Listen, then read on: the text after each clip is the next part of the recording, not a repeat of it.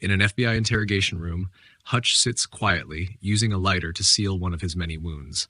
A wolf appears beside him, startling the agents watching through the glass. They're confused. Who is this man? The story rewinds to a few weeks earlier. Hutch seemed to have the perfect suburban life. A loving wife, Becca, a daughter, Sammy, and a son, Brady. But beneath that peaceful exterior lies a dark truth. Hutch works as a government assassin. His secret life means constant danger, sleepless nights, and endless bloodshed. The job keeps him away from home so often that Becca's patience wears thin, their relationship slowly drifting apart. One morning, Becca brings up their daughter's upcoming summer break, hinting that they need family time. Hutch promises to make plans after his next assignment. Becca wants to say more but holds back, leaving for work in silence. That night, Hutch waits in a hotel lobby for his targets, two men who soon enter the elevator. He follows them inside, placing an out-of-service sign to block interruptions. As the doors close, Hutch swiftly disarms one of them and launches into an intense, close-quarters fight. It's brutal. Punches, kicks, and improvisation fill the cramped space. A man tries to call for help, but Hutch snatches the phone and uses it as a weapon. After a tense battle, all his opponents are down, and Hutch takes a small data card from one of their pockets. A gangster tries to shoot him, but Hutch dismantles the gun mid-attack and kills him with its parts. Attempting to escape through the kitchen, Hutch finds more armed men waiting.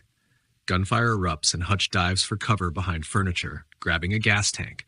He tosses it toward the shooters, blowing them up in a fiery explosion. In the parking lot, another gang ambushes him with machetes. Improvising again, Hutch uses his belt and a metal pipe as weapons. The brawl is chaotic and bloody. He defeats them all, but walks away wounded. After completing the mission, Hutch meets his handler, Barber, and delivers the data card. Barber confirms the data is good and tells Hutch his debt has been reduced by $800,000, leaving him with $30 million still owed. Hutch's debt stems from having destroyed a Russian mobster's fortune years ago. When Barber offers another assignment, Hutch declines, saying he needs time off. Barber grants it, though he warns that killing is in Hutch's nature. Later, Hutch remembers a sticker on one of the gangsters' vans, a nostalgic logo for Plummerville, a family resort he visited as a child. He plays an old commercial and announces to his family that they'll be vacationing there. No one is excited, but Hutch insists it's time to make memories. On the day of the trip, they pick up Hutch's father, David, a retired FBI agent from a nursing home. Despite some tension, the trip goes smoothly. They even sing along to old songs in the car. At the hotel, the kids complain about the rooms, and Becca tries to stay optimistic. Their excitement fades when they learn the water park is closed for the day due to an accident, though they get free hot dog vouchers as compensation. They head to a local diner where Hutch gets lost in memories of his brother. Sheriff Abel mistakes Hutch's distant stare for hostility and warns him not to cause trouble. Next, the family visits an arcade. Hutch tries to bond with Brady, who's more interested in impressing girls than talking to his dad. Brady wins loads of tickets, gives some to the girls, and uses the rest to get a plush toy for his sister. But another boy, Max, accuses Brady of flirting with his girlfriend. When Brady refuses to apologize, Max snatches Sammy's toy and rips it apart. Brady punches him, and a fight breaks out. A security guard breaks it up, yelling at Hutch for having wild kids. Becca steps in, announcing they're leaving. As they exit, Sammy sadly collects the pieces of her plush. When the guard smacks her on the head, Hutch's rage boils over. Pretending he forgot his phone, he storms back inside, kicking open the doors. He punches the guard square in the face, then throws another into a claw machine. When a customer tries to hit him with a hammer from one of the games, Hutch retaliates using the game's claw arm and beats him down. The guard returns for another round, but Hutch slams him onto a pinball table and gives him the same slap he gave Sammy. Becca arrives just in time to stop him. Hutch and Brady are arrested. At the police station, Becca pleads that Hutch was defending their daughter. Hutch scolds Brady for using violence, but Brady calls him a hypocrite, saying he's proud of what his dad did. When they're taken to see Wyatt, the powerful man who runs Plummerville and Max's father, Hutch explains what really happened. Wyatt listens and agrees to let them go, though Sheriff Abel remains furious and secretly orders his men to deal with Hutch's family. The car ride back is silent. At the hotel, Becca confronts Hutch again, accusing him of hiding work gear. When she opens his bag, she finds not weapons, but a bottle of wine from the night they met. She softens, hugging him tearfully. They share the wine and a rare, peaceful moment. Becca admits she knew he was dangerous even back then. He'd shown up with blood on his hands. The next day, they finally enjoy the park. Hutch notices a cop photographing them, but keeps quiet. Later at the pier, he spots another officer approaching with armed thugs.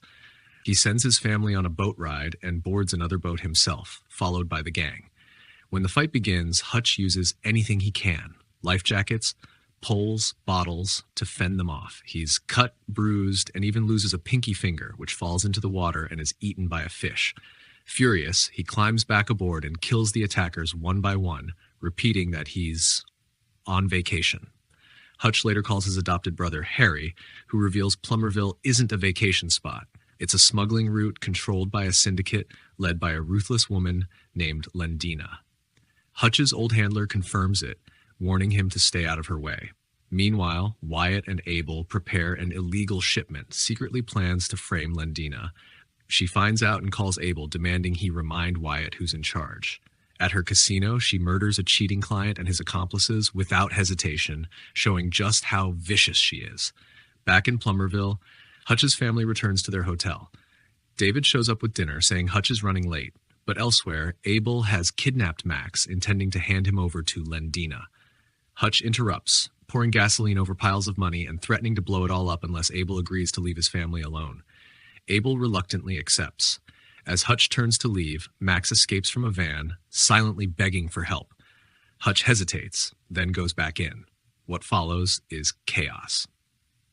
Hutch takes on dozens of armed men, using guns, blades, and his surroundings to slaughter them all.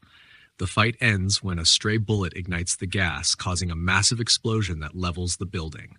Lendina sees the explosion and recognizes Hutch from surveillance footage.